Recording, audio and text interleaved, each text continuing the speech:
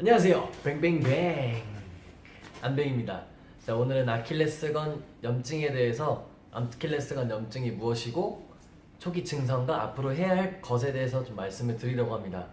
자, 어제 제가 이제 인천에 나가는 도중에 택시를 타게 되었는데 기사님께서도 아킬레스건 수술하시다가 이제 반년 동안 쉬시고 이번에 다시 이제 일을 시작을 하셨는데 아킬레스건이 아파서 굉장히 힘들다고 하시더라고요. 그래서 이제 기사님과 이런저런 얘기를 많이 하고 아킬레스건 염증에 대해서 다시 한번 다뤄봐야겠다 라고 생각을 해서 이렇게 다시 영상을 찍게 되었습니다. 우선 기사님께서는 이번에가 아킬레스건 수술 두 번째신데 이제 아무래도 이제 운전을 하시다 보니까 남들보다 발을 더 쓰는 일을 하고 계셔서 치료를 받았는데도 굉장히 많이 힘들다고 하시더라고요. 그래서 이제 저도 제가 아팠던 때를 생각하고 하니까 진짜 굉장히 마음이 아팠어요. 이 발을 계속 쓰셔야 되니까. 우선 아킬레스건은 우리가 이렇게 서 있을 수 있도록 도와주는 중요한 힘줄이고 무릎이 나오는 거를 잡아주는 그런 역할을 하며 이제 걸을 때 이제 뒤꿈치가 들어 올려서 앞으로 나아갈 수 있게끔 도와주는 역할을 하는 게 바로 아킬레스건입니다.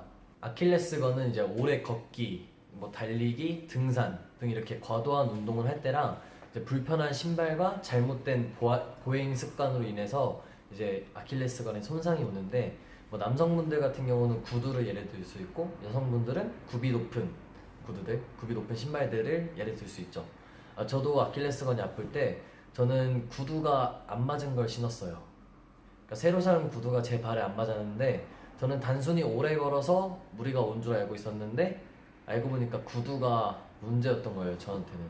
저는 이제 오래 걷기도 하고 이제 신발도 안 맞은 거를 신고 다녔던 거죠. 그래서 이제 이중으로 손상이 오다 보니까 심해졌던 거고, 일단은 염증이 발생을 하면은 초기 증상은 이제 발에 열감이 있고 붓고 이제 손으로 누르면 아파요, 그 부위가. 그리고 이제 발을 걸을 때 당연히 통증이 있고, 근데 이게 무리를 하면은 할수록 그 통증과 붓기가 더 심해져요. 열감도 엄청 있고 엄청 뜨거워져요. 사실 처음에는 이제 무리를 해서 아픈 줄 알고 파스도 붙이고 했는데 그거는 전혀 도움이 안 됐고, 그래서 괜찮아지겠지 하면서 이제 방치를 하기 시작했어요, 저는. 근데 이제 세상 모든 일이 그렇듯이 이제 문제가 생기면은 그 원인을 찾아서 해결을 해야 돼요. 예를 들면 이제 저도 28살인데 제 친구들 중에 지금 친구들이 취업 준비를 하는 사람이 굉장히 많아요. 근데 요즘 취업하기 힘들잖아요. 그쵸? 네.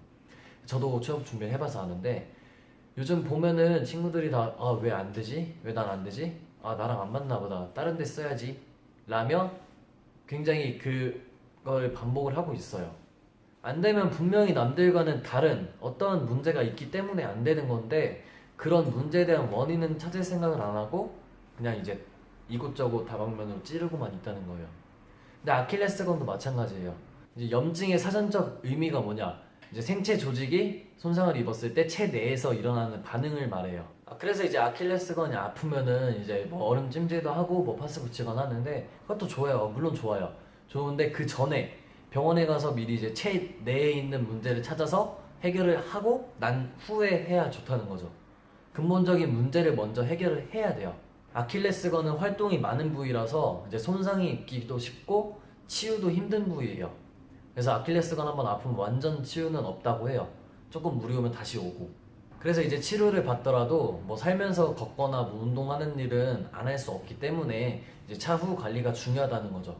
근데 차후 관리보다 중요한 거는 미리 사전에 예방을 하고 안 아플 수 있게끔 해야 된다는 거죠. 근데 이제 혹시나 통증이 생겼다면 통증이 시작됐을 때부터 바로 병원에 가서 이제 의사 선생님과 상담 후에 치료를 바로 받으셔야 된다는 겁니다. 근데 여기서 이제 아킬레스건을 치료하면서 가장 중요한 따라와야 하는 것은 충분한 휴식이에요. 저는 치료를 받으면서 휴식을 하지 않았고 일을 하기도 했고 뭐 술도 이제 많이 먹기도 했는데 그러면서 사실 방치를 했던 거죠. 근데 그러면 안 된다는 거예요. 그러니까 방치하다 보니까 뭐 괜찮아질 줄 알고 방치하다 보니까 결국에는 수술까지 하게 됐고 만성염증이 되었어요. 전 지금 수술한 지 이제 2달 반이 넘어가는데 아직도 좀 아프고 아직도 병원 가서 상처를 계속 지켜보고 있어요.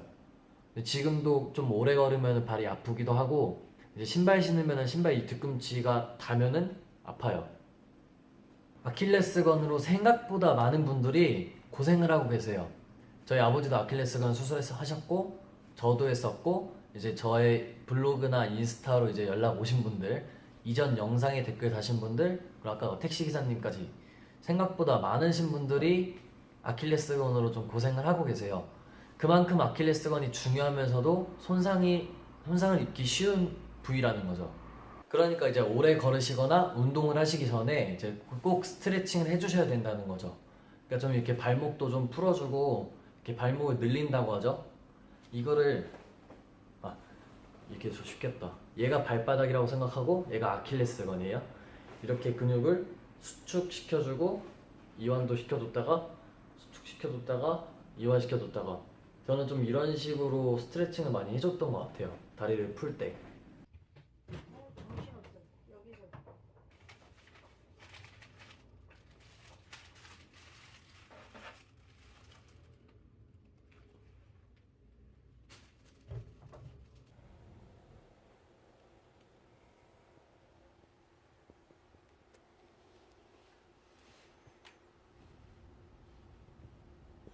자, 마지막으로 아킬레스건은 굉장히 짜증나고 힘들고 아픈 그런 염증이에요.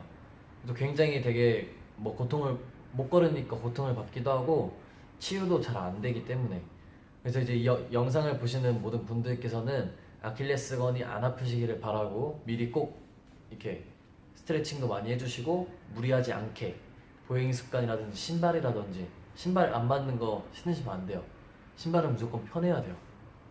만약에 혹시나 이제 아프시는 분들이 계시다면은 통증이 시작된 분들이 계시면은 빨리 병원으로 가셔서 이제 의사 선생님이랑 충분히 상담을 한 후에 빨리빨리 치료를 받고 무리하지 않고 충분한 휴식을 취해 주시면은 저처럼 고생 안 하시고 빨리 나으셔서 정상 생활을 하실 수 있으실 거예요. 저는 다시 걸을 수 있을 때 정말로 행복했어요. 아예 못 걸었었으니까. 그러니까 이제 부디 아프시지 않기를 바라고 빠른 치유가 될 수 있게끔 저 안뱅이 항상 응원하도록 하겠습니다. 아프시지 않기를 바라며 이 영상을 마치겠습니다. 감사합니다. 뱅튜브였습니다. 땡큐.